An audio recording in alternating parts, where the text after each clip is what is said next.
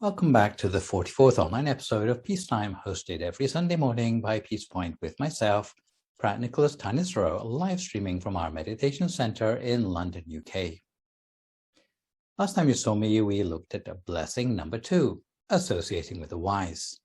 With the Dhamma talk today, we will continue our series on enlightened living with blessing number 3, expressing respect to those worthy of respect. So today's session will run to about an hour and 10 minutes with a 25-minute talk on the effect a role model has on the formation of one's discretion and the meaning of expressing respect.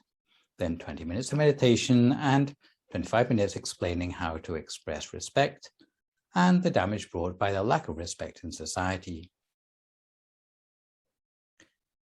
As seen in previous blessings, the brightness of a person's future relies on their ability to judge the differences between good and bad habits. If their judgment is faulty, it is hard to make a success of one's life. Even though people may look superficially similar, their standards of judgment can be very different. Healthy people are born with 2 hands and 10 fingers, but some people use their hands to help people, while others ball their hands into fists and to threaten other people. In this blessing, we look at the third of 3 major influences on our development of sound discretion, having the right sort of role model in our hearts. It is similar to associating with the wise, but could be considered as admiration from a distance. This blessing doesn't require that we model ourselves on anyone or anything at all. But if we are going to model ourselves on someone or something, we need to make sure the model is worthy of respect if we want to develop sound discretion. Such terms as homage, respect, and fealty might sound rather like anachronisms, but if we update the context to something like, who's your hero? Or which celebrity do you hit the like button for? Or whose post do you retweet? Then you'll see the influence of others hasn't gone out of date. As children, the horizons of our experience do not extend far beyond the walls of our house. Our parents or guardians might represent all that we want to achieve in our lives. We might even try to play at being grown up like our parents to imitate them. If we are exposed to a good parental example, our idea of ethical norms will develop quite wholesomely from an early age. However, when parents break promises to their children often or inflict angry punishments, this will come to be what the child perceives to be the standard of justice in life. During one's teen years, when one's horizons extend beyond the home, the influence of constructive or destructive role models becomes more unpredictable. The effects of role models on teenagers is more than just the influence of good or bad friends, as studied in the previous 2 blessings. If you take a look at some of the examples celebrities set for the youth of today, you can imagine some of the problems facing our impressionable youngsters.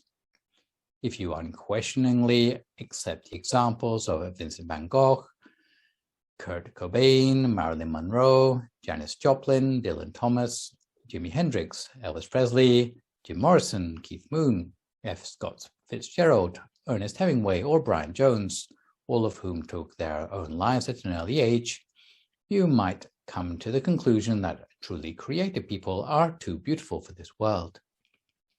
You might come to the conclusion that creative writers drink because of the pressure of fame, or that suicide is a good way to ensure fame. Such conclusions will blinker us to the insecure, grotesquely boring reality of these people's lives. You'll end up rationalizing away the brutal and banal nature of their addictions.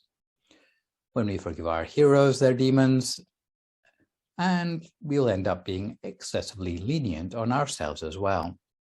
It gives us an instant excuse to be irresponsible and indecent.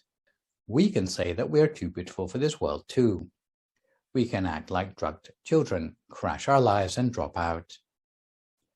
The truth about someone like Vincent van Gogh is that when he painted, he was beautiful, but in other matters, he was not.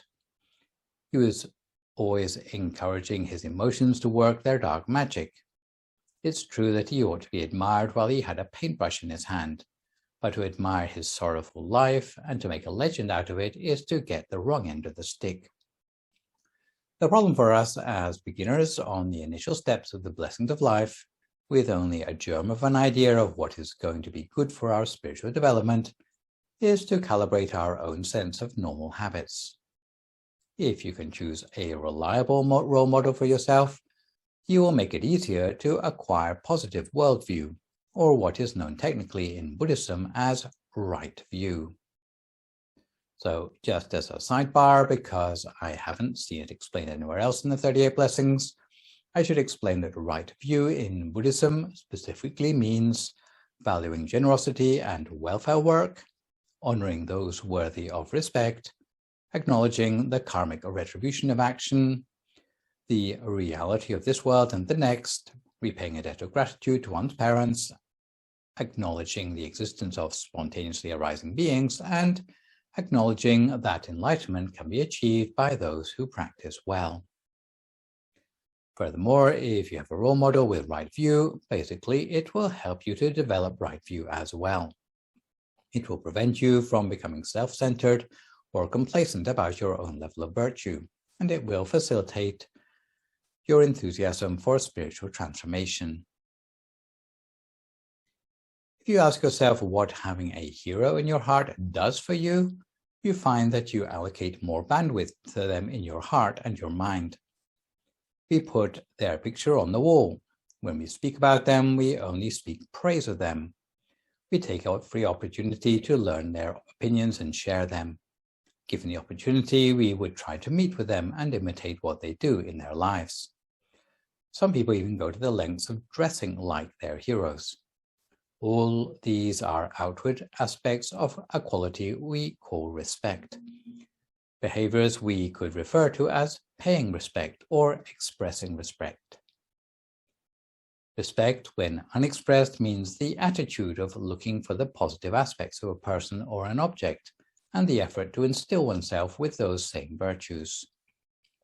Such respect, in the context of the blessings of life, has the aim of furthering one's spiritual development.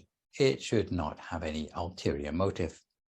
It wouldn't mean flattering your boss so that you can cut corners at work more easily. Because such an expression of respect betrays deceitful and exploitative intentions not befitting spiritual transformation, at least in a positive direction. True respect arises in response to someone's good points. The imitation of respect comes in the form of flattery before calling in a favor, love that turns out to be nothing more than lust.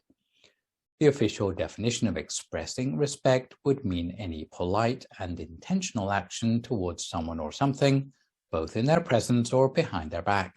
It demonstrates that you are really recollecting the virtues of that person or thing. It demonstrates the intention to develop accurate discretion in that person's footsteps and to overcome one's blind spots to the good and valuable things in the world around us. There's an inbuilt weakness we all seem to have that makes it particularly easy to forget things that are good for us. We all know that meditation is good for us, so having been reminded of this, on the first day we sit for meditation for exactly half an hour, no more, no less. On the second day you sit for only 15 minutes because we consider this better than nothing. On the third day, we reflect that sitting quietly is about the same as meditating, so 5 minutes of actual meditation ought to be enough. On the fourth day, because the weather is so cold that it will be understandable to take the day off. After all, thousands of other people don't meditate, and they seem to be none the worse for it. On the fifth day, we can't even remember how we managed to meditate for an entire 30 minutes. Because the effort to do good deeds is so easy to forget. Expressions of respect serve as a way to rekindle the inspiration. For all the devious behaviors in our past, I think you'll agree that it takes no effort for all those memories to come flooding back in full technicolor. Expressing respect helps us establish a firm connection with the virtues of an exemplar. Expressions of respect are like a placeholder that allows us to return at a later time when a real appreciation of the virtues of that person start to take root. Even though our expression of respect may not do full justice to the depth of that other person's virtue, it will allow our appreciation of that virtue gradually to take root. Parents taking their 5-year-olds to the temple make sure they pay respect to the Buddha statues. The child cannot see beyond the clay or the brass of the statue and may wonder what all the fuss is about. They're too young to appreciate what is so outstanding about the Buddha. If the child is dragged along to the home of an aging relative and told to speak politely to them, they're only polite to the old folks because their parents insist. At school, the child is told to treat their teachers respectfully. The child is too young to really tell whether the teacher will make a difference to their future or not. However, sometime in the future, when they are used to behaving respectfully, the thought will eventually occur to them to look for the reason they are paying respect, whether it be to the Buddha, to the elders, or to the teachers. Sometimes people confuse respect with expressing respect. However, if you express respect when your attitude is wrong, it will do nothing for your spiritual progress. Some people pay respect out of obsequiousness, which in modern-day parlance means sucking up to someone. Such people only show respect in order to manipulate the person they pay respect to, so they can ask favors from that person, often for a thing which they are not entirely honest or noble about. Secondly, there is respect expressed because of peer pressure. Some people pay respect just because everyone else does. This happens a lot with so-called celebrities. The attitude of respect may not actually pass through their mind. All they know is that they are forwarding posts, putting up the poster, or buying the merch. Therefore, all they get for their efforts is a lot of paraphernalia in their life. The third approach is respect expressed in search of wisdom. This refers to those who have an attitude of respect, who also express their respect with the determination to practice themselves all the virtues exemplified by the object of their respect. All the varieties of genuine respect can be summarized under just 2 headings. The first is homage through gifts, or amissa puja, which refers to all material forms of paying homage, whether it be putting your palms together in a gesture of respect, bowing, or even words of praise about a person. The second is homage through practice, or patipati puja. This means paying homage by doing as one is taught. For example, paying respect to the Buddha by doing as he taught. As is usually the case in Buddhist lists, the item that comes at the end of the list is generally the most important or the superior one. This is why when we pay respect to the Buddha, we should emphasize homage through practice, while homage through gifts should play only a supporting role. By contrast, when paying respect to exemplars who are still concerned with worldly matters, in other words, rulers, parents, teachers, elders, and betters, homage through gifts might have more of a role, with homage through practice playing only a supporting role. To give an example, if we are to meet up with our teacher, and when we meet up with them, all we have for them is the words, "I have put into practice everything you've taught me," it might not have the same effect as bringing an apple for them, which would be considered a skillful way of expressing respect, or a bottle of wine from abroad, which would be considered an unskillful way of expressing respect. A person worthy of respect in its simplest terms would be the wise one, as we defined them in the previous blessing. The wise one in this context is someone who, by their habits or lifestyle, is beyond what we could appropriately associate with as peers on an equal level. Examples of such people might include the Buddha, monks, virtuous monarchs, parents, teachers, or employers. Especially in the Western world, with statues of the Buddha as no more than a manufactured product, sold alongside garden gnomes and home decorations in supermarkets and garden centers, it is easy to disconnect the historical figure from the expressions of respect. The sort of virtues exemplified by the Buddha are normally summarized as the 3 aspects of wisdom, compassion, and purity. The Buddha exemplifies wisdom so great that he could single-handedly attain enlightenment. He exemplifies compassion so great that he sacrificed the remainder of his life after enlightenment to teach the way for others to reach transcendental attainments. He exemplified purity through the excellent practice of self-discipline, primarily through keeping the monastic precepts, and for these three reasons, Buddhists hold the Buddha in the highest of respect. In our meditation centers, mostly we are invited to bow to the Buddha at the beginning and the end of the sessions. If we bow without any aspect of respect in our mind, it will benefit us no more than a yoga exercise to increase suppleness. It would be much more effective in our spiritual transformation if we reflect on the three virtues of the Buddha as we are bowing. When we bow the first time, we should reflect on the supreme wisdom of the Buddha, which allowed him to see the existence of suffering, know the origin and the cessation of suffering, and find a path to the cessation of suffering. Wisdom arising from the Buddha, having meditated until his mind had become sufficiently clear and bright to eradicate all defilements from the mind. Following his example, we should also meditate determinedly until we can achieve the same wisdom as that of the Buddha. When we bow the second time, we should reflect on the supreme compassion of the Buddha, that instead of just keeping his teaching to himself, he spent all his life teaching Dhamma to others so that they could become enlightened in his footsteps. Following his example, we should always try to find ways of being generous as our way of expressing our compassion to others. When we bow the third time, we should reflect on the supreme purity of the body, speech, and mind of the Buddha, which he cultivated through his practice of self-discipline. Following his example, we should become more resolute in upholding the purity of our own precepts. This will bring us more benefit from all the Buddha statues in all the garden centers of the world. Monastic community are also singled out for expressions of respect, whether or not they have reached transcendental attainments. Although some monks may not yet have purged themselves of all defilements, owing to the dedication of their chosen way of life, it would be inappropriate for lay people to treat them as equals. Lay people should always treat monks and clergy in general with respect. At all times, especially those who exemplify, teach, and discern virtue for us by fulfilling the following 6 duties. Firstly, they caution others against unwholesome behavior. Secondly, they encourage others to establish themselves in virtue, although these 2 responsibilities are also the domain of parents and teachers.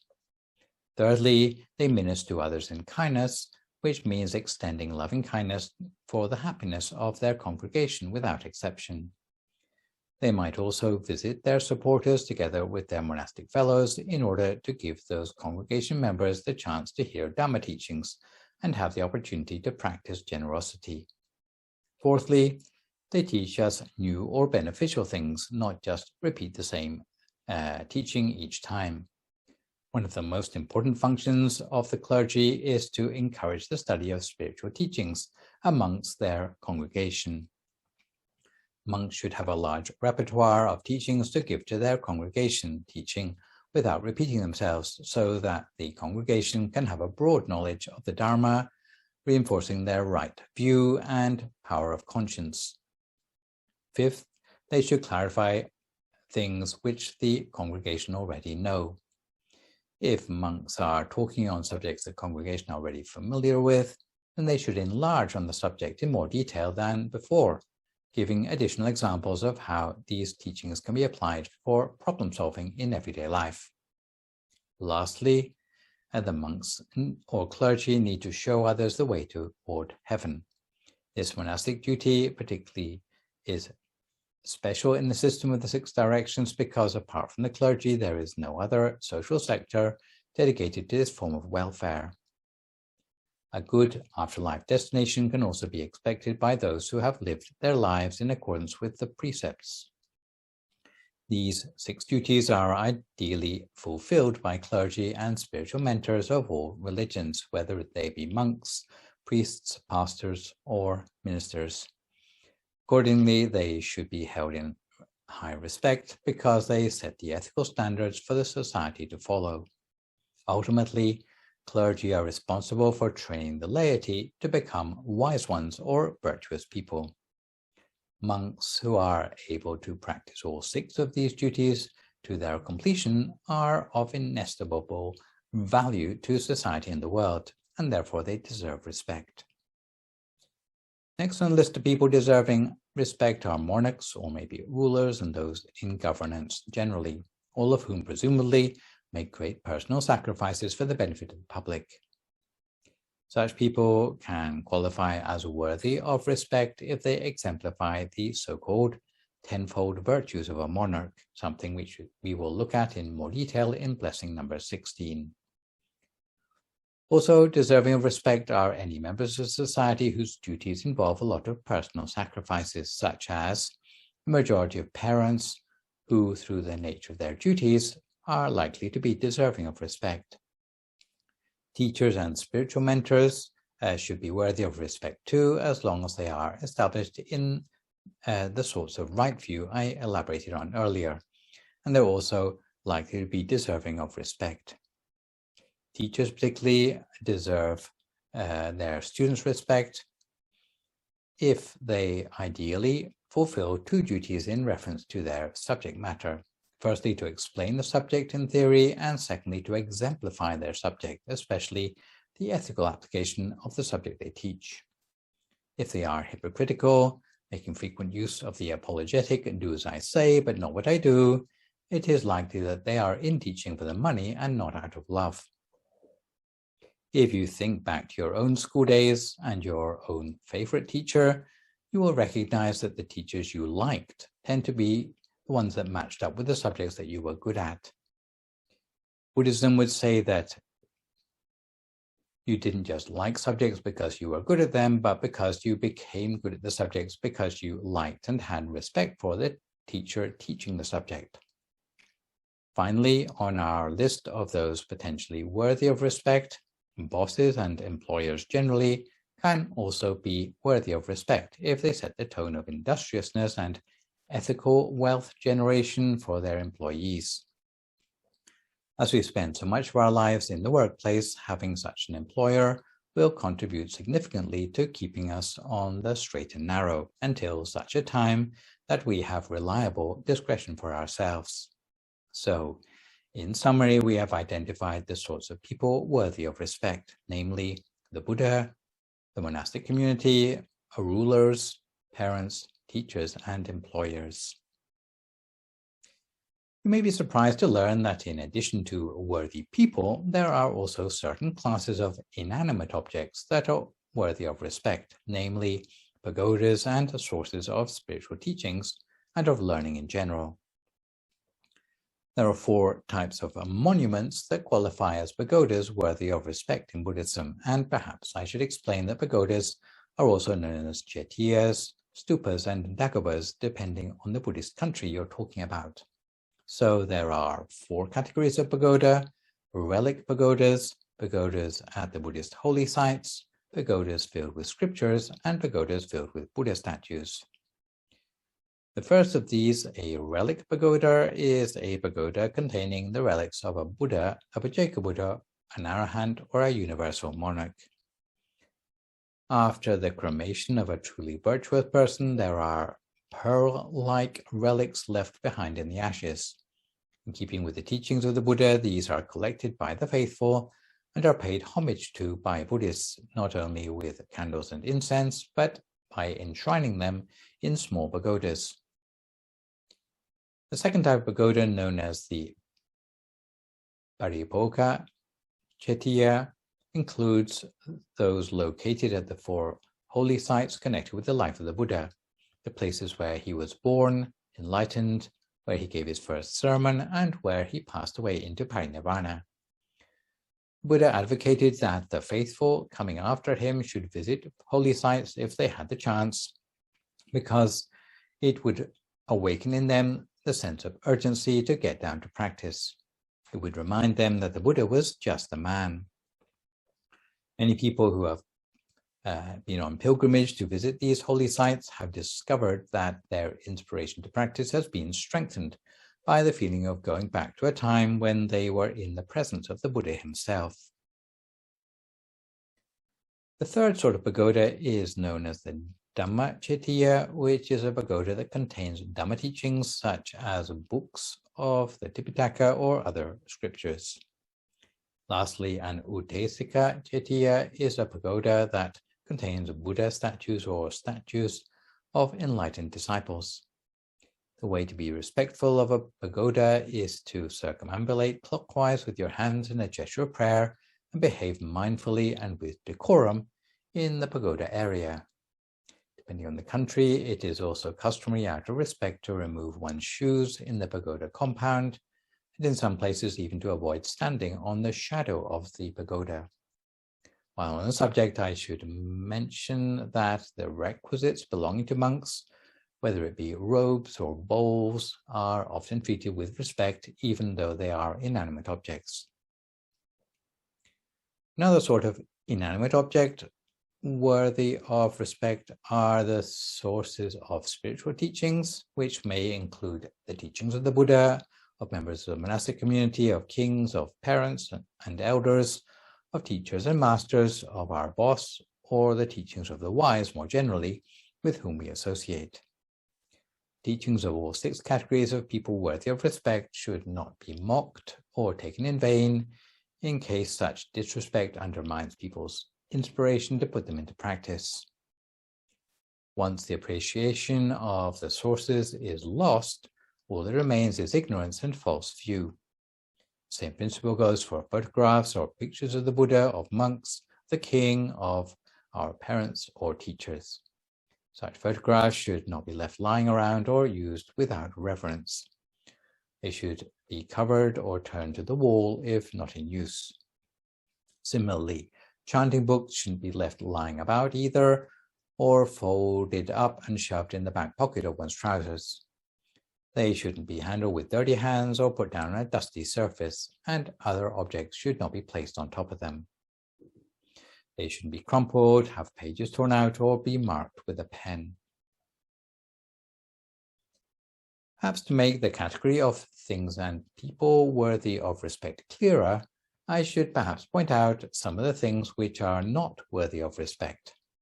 Things or people which, by prizing them or publicizing them, or even forwarding them on social media, will bring damage to the value system. For this reason, we need to be careful not to pay respect to things not worthy of respect. In brief, there are 4 categories of things we should avoid idolizing or paying respect to. In terms of people, sort of people who would be no-platformed would include those in the category of fools, or those espousing or inciting others with foolish ideas. For such people, we should avoid supporting them, praising them, or publicizing them, no matter how important they may claim to be. By the same token, we should avoid giving attention or publicity to objects that are not worthy of respect, whether it be posters, statues, books, or airtime for fools. Even when the objects don't direct attention to a particular foolish personality, but are in the category of roads to ruin, such as alcohol or gambling, we shouldn't even use these sort of things to decorate our homes. Finally, even the sort of curios which promote superstition and magic, let's say Ouija boards rather than Harry Potter books, should not be kept in our home, publicized or spread about. So before we have our meditation today, we have time for a quick story to illustrate the power of paying respect to those deserving of respect for our destiny. And this time it comes from the commentary to illustrate Dhammapada, verse 68, concerning good deeds causing no regret at a later time.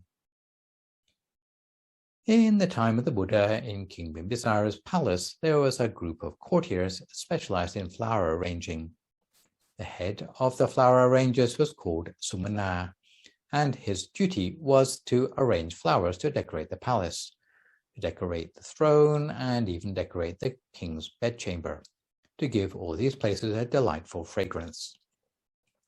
Sumana fulfilled his duty to the king's satisfaction every day, year in, year out, without fail. One day, in the season where flowers were scarce, Sumana searched every part of the city, and wherever there were flowers to be bought, he would buy them all. In fact, every last flower in the city was requisitions for the decoration of the palace. Even though Sumana had exclusive rights to all the flowers in the city, because the dry season had caused a drought, he could hardly find any flower to buy at any price.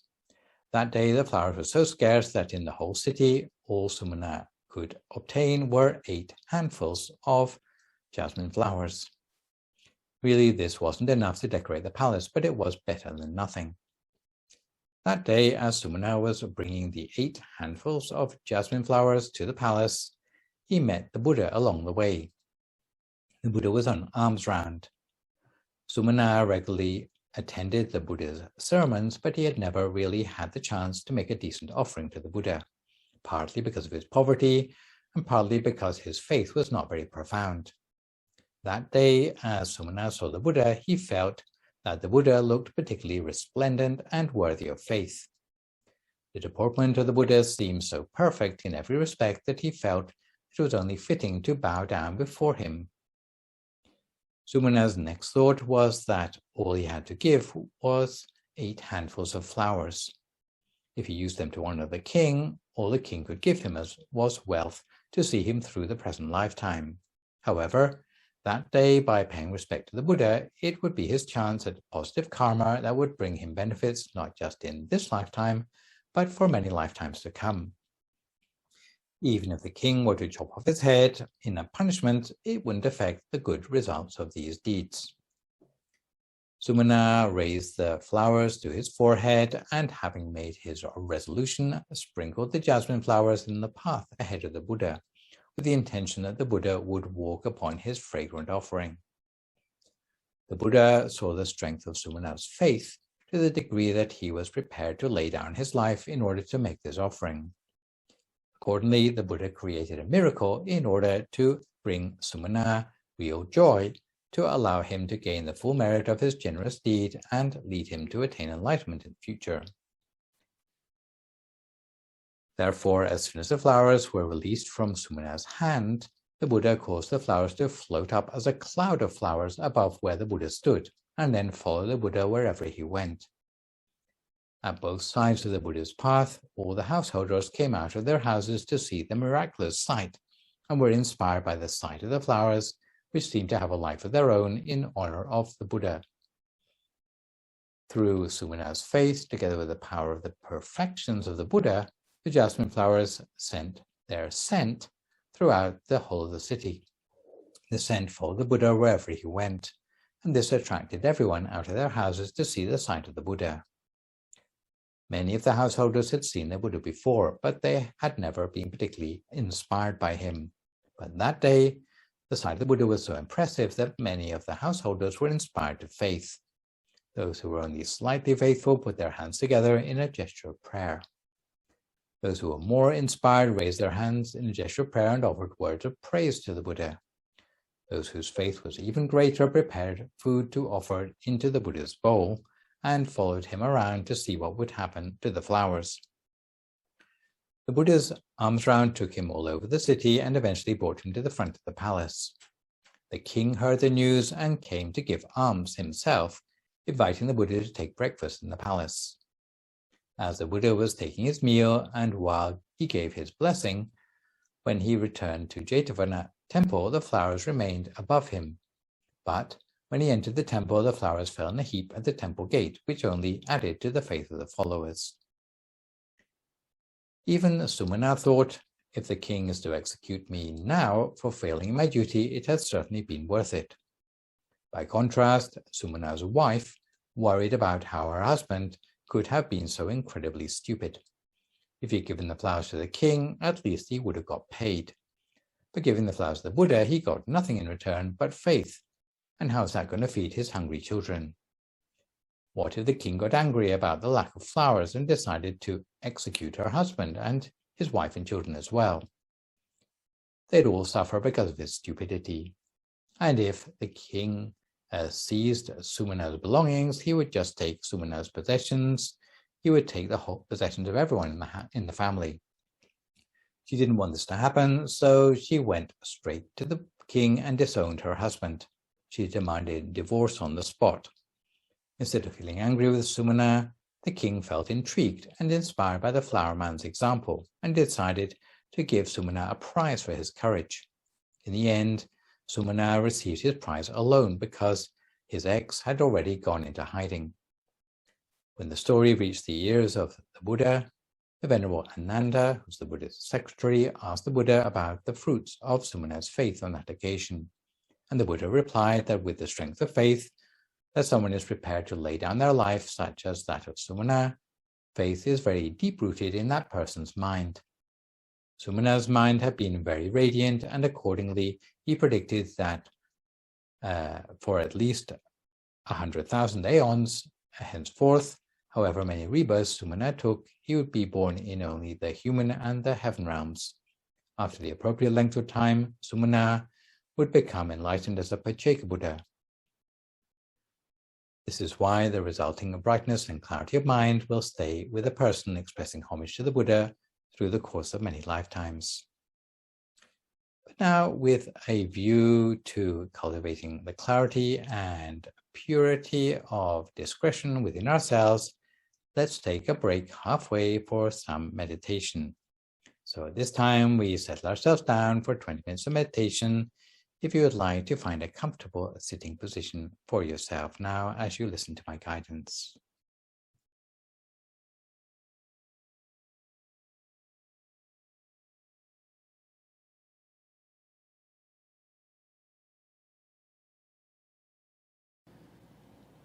So if you'd like to settle yourself now for some meditation, and make sure you're sitting comfortably enough to be able to sit for a long, long time without having to move around too much. Close your eyes gently, as softly as you can.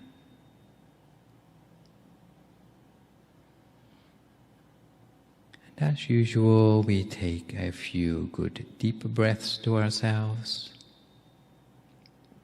breathing intentionally deep, so that we can relax the mind as well as the body. We breathe not only for relaxation, but also to bring the awareness gently back to the body,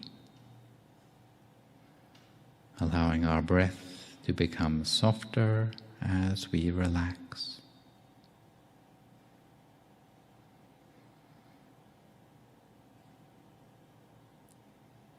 And the position we adopt should maintain our back fairly straight and our neck upright.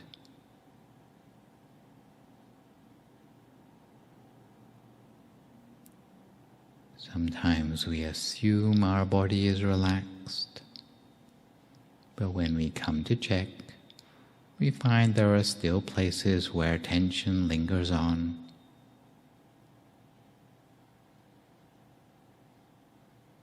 So we take a few moments to examine every single part of our body, to make sure there's no remaining tension that might encroach on our little bubble of relaxation.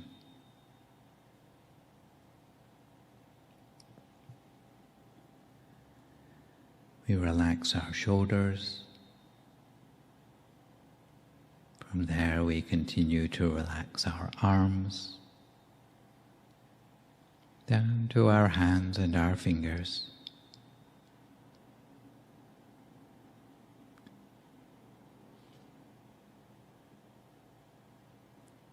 Relaxing our torso and legs,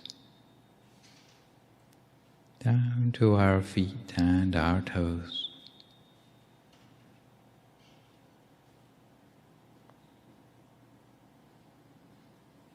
And we'll find that if we can get the body to loosen up,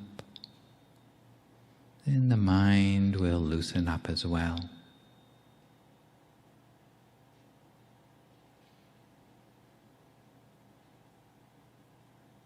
There are many signs that we need meditation in our lives, and most of them are to do with the calming of the mind.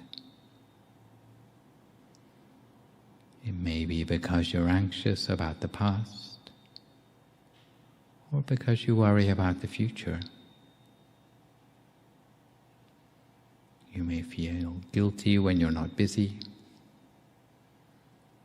or you may still be trying to multitask in spite of all the mistakes you're making. You may worry about good experiences coming to an end. Or you might simply want to live life more mindfully. But whatever your motivation from here on in, we're going to let go of anything that's still on our mind by not thinking of those things.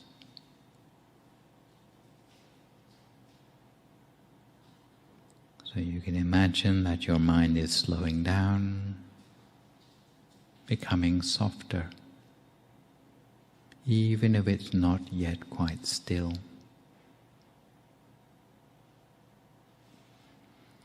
So with the consciousness inside the body, you put aside any worries or concerns in the mind and conjure up a sense of happiness and joy inside the mind like tiny particles, completely filling our body and mind.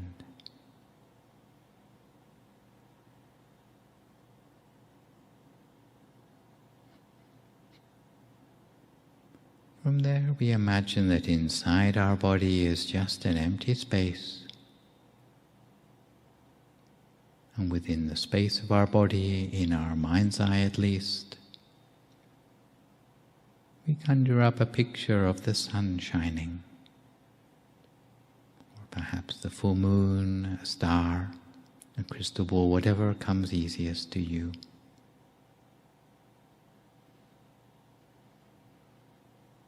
In order to come to the center, we just reach with our awareness,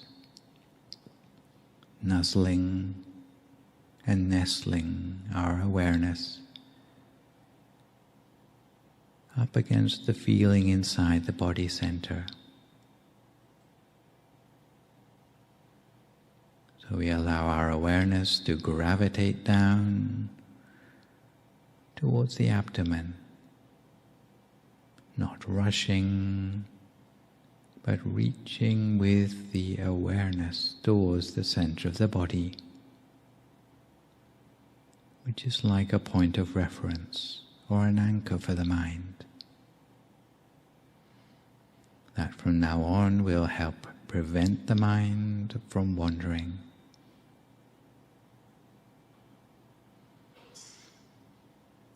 The bright object at our center may be shining bright like a spotlight or a bright sphere, or it may be vaguer than that. In the beginning, the imaginary inner object may be more of a feeling than something we see. We may feel the presence of that bright ball of light rather than seeing it. But whatever form the object takes, we stay with it, graciously accepting any form it may take.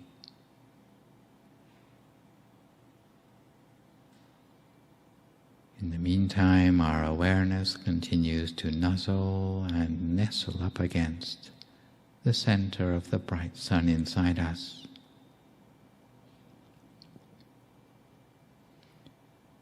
And we observe as if actually inside the sun rather than looking down at it.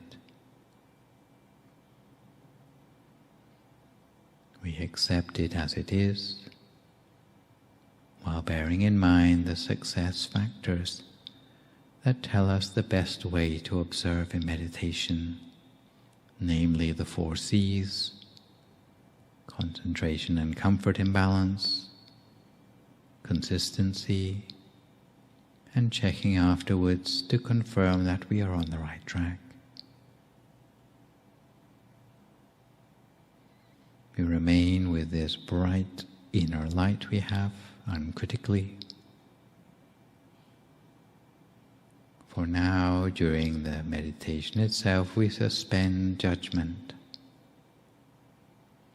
allowing the awareness to remain unperturbed at the center.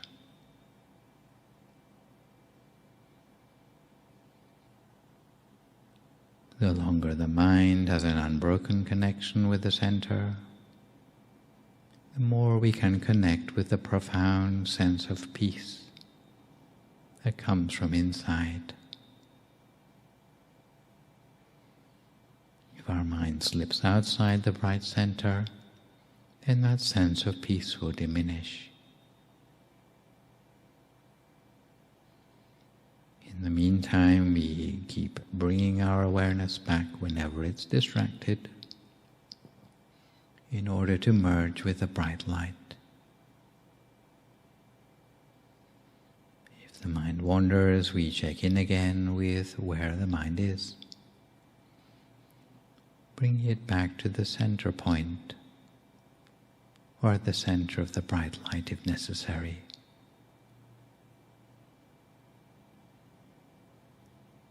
In the meantime, we keep the mind neutral and free of questions or commentary.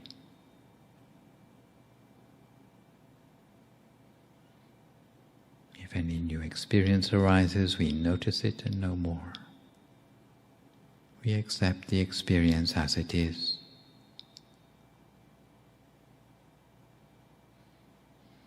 We maintain an observant mind that just accepts what the experience is. There's no need to find an explanation for everything. We just observe and accept.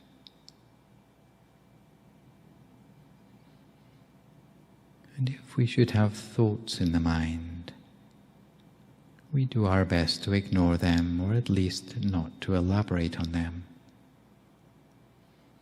Unless you're one of those people who has so many thoughts that it's impossible to avoid getting entangled in them. In which case you may need to make use of the traditional mantra, hearing the sound of the words Samma Arahang, Samma Arahang, Samma Arahang, repeated over and over again in the mind, as if the actual source of the sound is down there at the center of your body, along with the inner object. So, Samma Arahang, Samma Arahang, Samma Arahang, lightly, gently, and continuously, and with a special lightness of touch, maintaining our inner object, whether it's something we see or something we feel. Always at the center of whatever is there. Even if it's darkness, we can be at the center of it. But the important thing is the lightness of touch. We continue to maintain our attention on track in the center of the body, each to our own meditation for a few more moments in silence until we come to the appropriate time.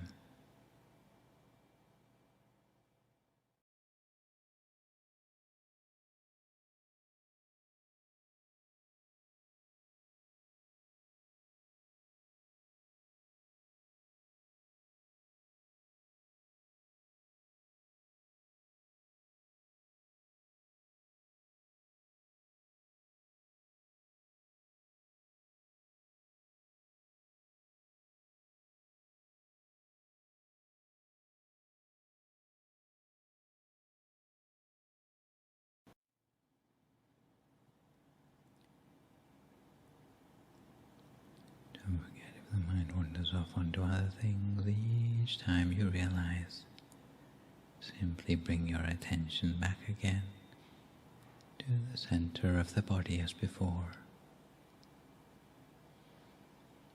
And in the meantime, we continue to keep the mind in stillness at the center. And as the peace energy keeps flowing in, we begin to notice a feeling as if we are becoming lighter. Feeling light is an indicator that peace energy is continuing to accumulate in the mind. Because energy, unlike matter, has no weight. If we have a lot of peace energy, our bodies will naturally feel less solid. Little by little, even without intending it, we feel as if we're becoming lighter. This energy lightens up our sense of being, leaving us with a feeling of weightlessness and transparency that spreads throughout our body and connects even beyond the limits of our body. And we will feel its expansion. In spite of the novelty of the experience, we maintain a mind free of questions or commentary.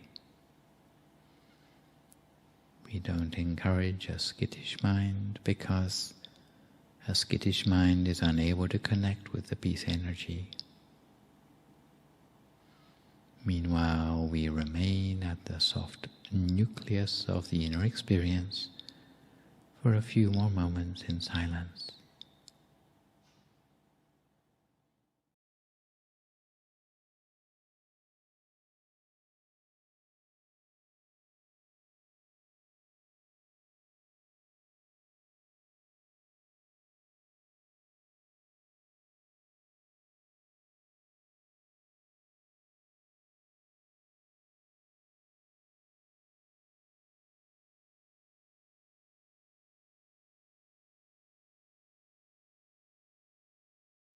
Little by little, we continue to connect with a positive feeling inside ourselves as the mind slows down, gradually slowing down to touch the center space. Little by little, it will feel natural for the mind to remain still, especially immersed in the peace energy. When the mind slows down, we can more easily touch that peace energy. Each time our mind awareness touches at the center, the energy inside us will start to flow, pervading us with that tide of peace energy. We might not yet see the energy, but the feeling will be clear. And the feeling of that peace energy continues to feed into our meditation. Of course, the subtle changes in the mind are not yet awakening or enlightenment, but yet the merit energy, being gradually accumulated, paves the way toward transcendental attainment. Without this energy, we can't go any deeper in our meditation, which is why we need to remain present, allowing ourselves to be filled to the brim with this peace energy. So we bide our time as the mind gradually fills with peace energy, a process that may require our patience. In the meantime, we rest the mind emotionlessly in order to connect with the stream of energy Peace energy on the level of the mind has several transformative effects, including cleansing the mind of greed, hatred, and delusion, raising the quality of the mind, bringing happiness, stabilizing the mind, making the mind more flexible and radiant, increasing the potential of the mind, allowing better decisions to be taken, allowing more insightful analysis, and ensuring that our thinking becomes more thorough and comprehensive, noble and deep. For all these benefits, we first need to allow the peace energy to kick in. If we try to get ahead of ourselves when we don't have enough peace energy, then we won't get too far. Eventually in our meditation, we'll end up getting stuck. So let us remain in the center for a moment, absorbing the peace energy with the mind at a standstill. And before long, the sense of lightness will gradually dawn on us. Although some might dismiss merit energy and happiness as a lower path, the importance of their groundwork should never be underestimated. Whether it be finding the center within yourself, or balancing body and mind, realizing the limitations of the physical existence, sparking joy in life, or sharing that joy with others. All of these stages of the path are, apart from being a pleasure in and of themselves, are slowly paving the way through the accumulation of peace energy towards higher transcendental attainments. The nature of these so-called lower pleasures is to lead you towards the transcendental, without losing or abandoning the sense of comfort and well-being that you've already discovered in your meditation. So even while in the midst of meditational lightness and joyousness in life, you'll start to recognize the mundane world as somehow incomplete. Something in the conventional assumptions about life and the world that is off or doesn't click for us. At root, the thing holding us back from an accurate understanding is our own egoic structure, the false identity, the fictitious self, the presence of craving and the sense of being unsatiated. That seems to be what is ruining the world. So we suffer from egotistical attachment to the self, attachment to our body, attachment to family or friends or society. Sometimes we are able to sidestep these forms of attachment, but we are still attached to a sense of craving for results in meditation, because the process we're talking about here is something that's ingrained in every single fiber of our being. But with the help of our newfound meditational calm, we can slowly pull back, open and part the veil of delusion. And in this respect, the effort to succeed in meditation and success itself are sometimes as different in nature from one another as a rainbow is different from the rain shower that caused it. To provide the missing pieces in our understanding, we have to rise above the craving to have, the craving to be, or craving not to be. In other words, the mind needs to be neutral but comfortable. If your mind is truly neutral, you'll have the feeling, if I see something in my meditation, that would be good. But if I see nothing in my meditation, that would also be good. Especially when there's a feeling of expansion in your meditation without any anticipation of what will happen next. You'll also find that any day when you feel happy all day long and there's nothing to annoy you, then you'll be able to meditate particularly well. without the temptation to try to possess enlightenment or grasp at it. We need to go beyond the craving the Buddha referred to as the second noble truth, or grasping, tanha, that never-ending thirst for more of everything, and all-consuming and self-perpetuating assumption that makes us believe we need more, which explains why everyone in the world seems to be busily consuming and eating up the whole world. A tendency to grasping has created a deluded identity in every person that makes them believe they have the right to destroy natural resources to quench their unending thirst for more. And this tendency to greed ingrained in the mind of every person will gradually be uprooted and cleansed by meditation, as our meditation dovetails gently from the warm, fluffy feeling to a change in the way we look at the world that aligns more closely with reality. There are many paradoxes surrounding the art of meditation. Some examples of this are the gateless gait and non-duality. Zen koans like that of one-hand clapping. But no less confusing for the conceptual mind is the paradox of benefiting without benefit being something we can own, which is particularly true for meditation.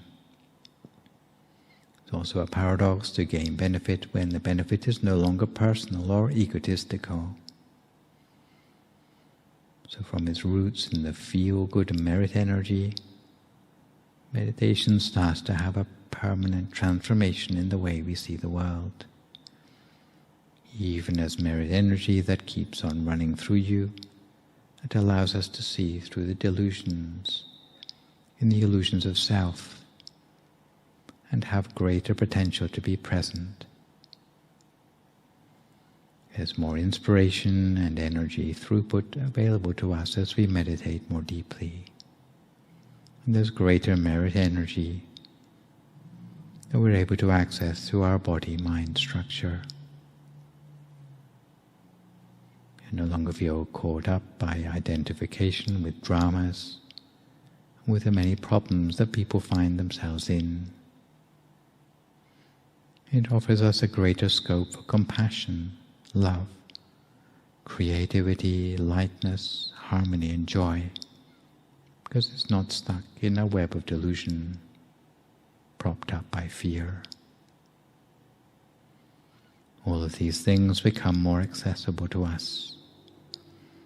A lot of the concerns around death will have fallen away by now, because what we have already experienced in meditation is a death of the ego in a way, which is why they call it to die before you die. And so now that that has been experienced, so much more of life is available. Because if you aren't afraid of death, then you aren't afraid to live either. It gives us the ability to coexist with paradox. Life no longer needs to make conventional sense, because once you've been through this process of transformation, everything makes sense in this new, very different way. And there's more magic in life. The magic of paradox is alive and well, because now you've seen through what everyone else has ever told you about what you are and who you are. You perceive more clearly than previously that you're overcoming the limited myopic human consciousness of the egotistical structure. And from this stage forth, beyond all these limits, you'll find yourself empowered positively, integrating body, emotions and spirit in alignment. That renders life much more positive, where you can wake up every day and jump out of bed and feel happy, and make your way through everyday life with a bounce in your step. Fully realizing now how merit energy can pave the way toward transcendental progress in our meditation, We focus our mind in this way for a few more moments in silence until we come to the appropriate time.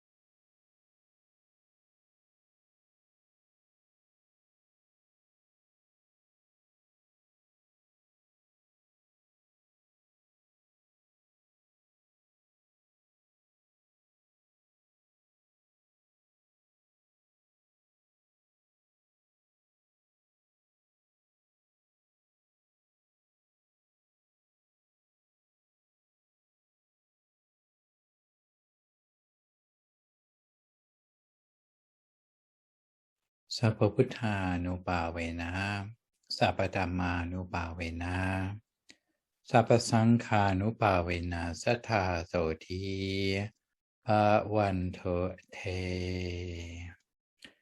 So if you'd like to come gently to the end of your meditation for today, you can gradually open your eyes again.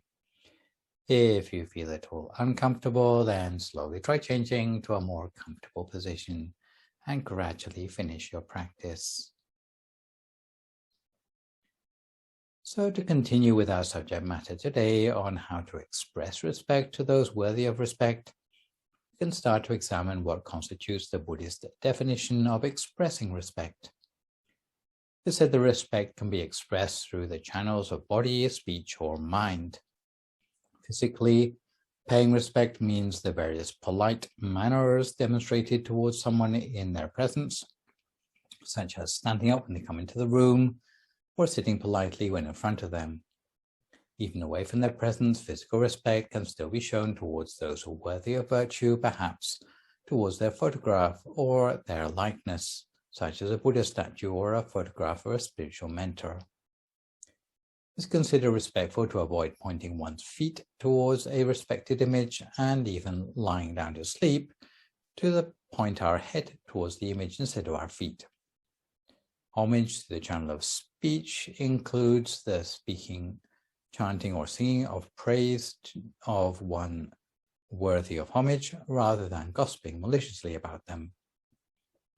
Homage to the channel of the mind means recollecting the teachings of one worthy of homage to the point it becomes inspiration, perhaps by bringing to mind the good deeds that person has taught or the good character and virtues exemplified, rather than explicitly taught by that person.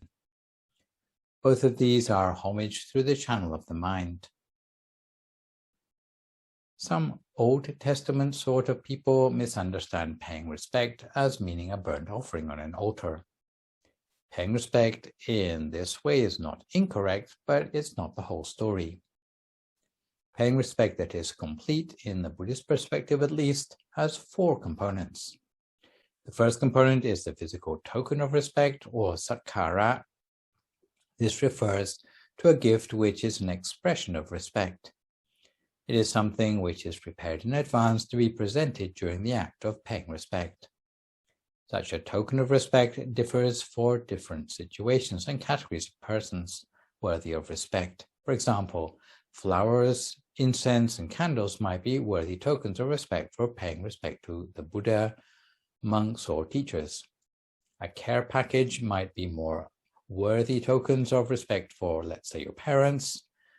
Neither of these tokens of respect would be suitable for the sort of gift you might take with you when visiting distinguished persons of social standing. Nor would they be suitable as the sort of gift you bring back with you for your friends when you've been away on holiday. Even money can sometimes be suitable as a token of respect.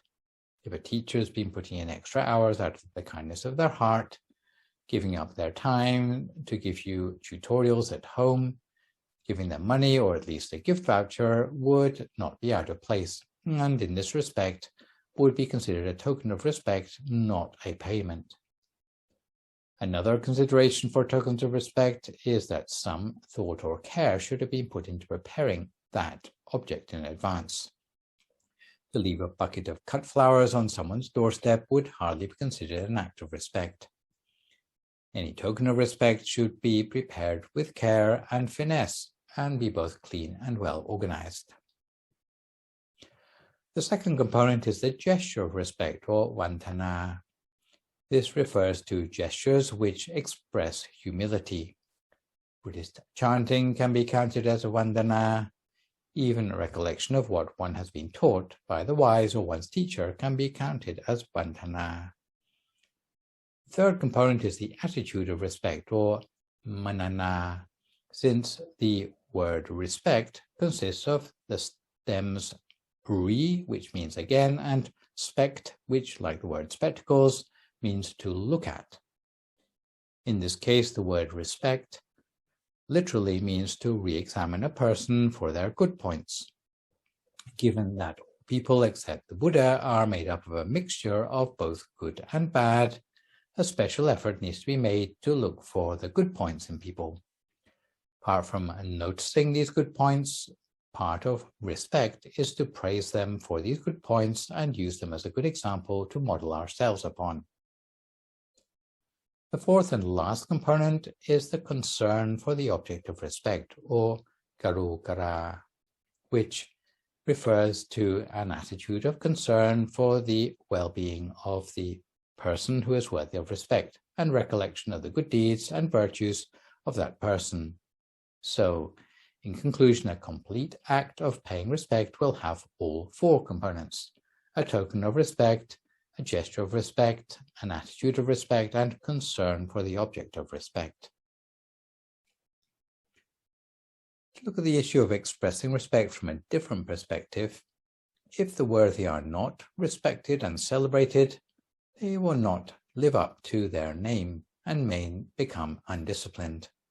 In many cases, for Buddhist monks who are not treated with respect, they may become less motivated to cherish their congregation, meaning that the congregation start to lose their sense of responsibility for their own human dignity, turning their back on the 5 precepts. The monkhood will be unable to attract those of high caliber into its ranks, further undermining the faith of the lay congregation until eventually the whole religion will end up on the rocks, because transcendental attainment becomes increasingly inaccessible to monks and lay people alike. All become increasingly entrenched in false view, with no accurate knowledge of the Dhamma teachings. Lack of respect will deteriorate into slander of the clergy and monks, leading to a loss of financial support for clergy and monks. Further down the line, there will be desecration of religious property and establishments and embezzlement of religious donations. Some people claim to have a lost interest in doing good deeds because they see so many examples of hypocrisy in the clergy. When such attitudes abound, even the clergy who are well behaved become unable to pass on their knowledge to others because the public are not interested to listen to the clergy anymore. All they want are the material trappings of spirituality, such as holy water and amulets, instead of thinking to transform themselves spiritually for the better. Since religions such as Buddhism can only survive through the voluntary support of the congregation, eventually there will be no one left to perpetuate the religion, leaving the congregation with no one to turn to for spiritual guidance, leaving people mired in superstition or animism. As I don't want to end on a depressing note, let me finish with the story of a woman whose life was transformed by an act of paying respect to those worthy of respect. The story takes place 2,500 years ago at a time the Buddha had just recently passed away into parinirvana. After the Buddha's funeral, the newly reformed King Ajatasattu, who you will remember from the Devadatta story in the previous blessing, enshrined the relics of the Buddha in a pagoda, and when the ceremony was over, there was a festival to celebrate the completion of the pagoda. At that time, there was a woman who was pitifully poor, but whose strong faith in the Buddha had not diminished since the time when he had been alive. This woman wanted to join in the celebration by honoring the pagoda with flowers. The woman wasn't discerning enough to buy beautiful flowers like the rest of the people. She went and collected 4 gourds from the edge of the forest, golden yellow in color. In fact, the woman became known as Kosaatakii because she is named after the type of gourds that she found. There are many species of gourd. Some can be eaten, some are inedible, and some have to be thrown away. But I diverge. The type of gourd that Kosaatakii found were priceless because no one would pay good money for them. She picked 4 of these gourds and set off in the direction of the pagoda with the full intention to offer them in homage to the Buddha. But she was in such a rush that she didn't look where she was going, so fixed was her mind on making the offerings at the pagoda. In her path were a cow and a calf. The cow saw the determination of the woman and thought she meant to harm her calf. So the cow went on the attack and gored the woman to death before she could even reach the pagoda. Although Kosaatakii never made it to the pagoda, her mind had such a determination to accomplish her good deed that this was the last thing on her mind as she died. And after death, she was reborn immediately as an angel in the 2nd level of heaven. Her clothes became immediately refined as angelic raiment in the same golden color as the gourd, and the angelic mansion that arose as the result of her merit was also the color of the gourd. Indra, the king of heaven, noticed the new arrival in heaven and asked what merit she had performed to cause the arising of a golden-colored mansion. The angel smiled shyly and replied that she had only done something very insignificant, just taking 4 humble gourds to pay respect to the pagoda containing the relics of the Buddha, but she had been gored to death by a cow on the way and regretted not having reached her goal. Otherwise, the golden color of her raiment and the mansion would surely have been even more striking than this. On hearing this, Indra proclaimed, paying respect to the Buddha with a mind of faith, even though the Buddha has already passed away, in no way diminishes the fruits of the good karma. Whether the Buddha is alive or passed away gives fruits of merits equally. For this reason, even though now is a time that the Buddha has already passed away, it should in no way diminish the advice about the transformative effect on our future of paying respect to the Buddha. And I hope this story helps to illustrate that the bandwidth taken up in our hearts and minds by the wholesome exemplars towards whom we express respect, or whom we have as the heroes in our hearts, whether they be the Buddha or wise ones amongst the ranks of monks, monarchs, teachers, elders, and betters, will help us to turn our back on any remaining unwholesomeness in our past, paving the way towards the acquisition of new good habits as we move on to the 2nd group of blessings next time round. So this session I have introduced blessing number 3, paying respect to those worthy of respect. For my next live session online, which will, fingers crossed, be a week on Sunday morning, I'll move on to the 4th blessing on the subject of Buddhist Feng Shui, which explains the important influence of an amenable environment on our journey of spiritual cultivation. So for good measure, I would like to remind viewers, you can email your questions about meditation or what you've heard in the lecture to the email address as you can see spelled out on the slide, and I'll do my best to answer these on my next session. In the meantime, try to stay healthy, avoid recklessness or complacency in the face of the virus, maintain a positive mood, speak only positive words, forgive others, extend good wishes to others, and meditate daily. Hopefully, as a result of today's session, you will be equipped to recognize those worthy of respect and know how to express genuine respect for them. So for today, this is me, Phra Thanissaro, signing off for this session. So long, folks, and stay safe.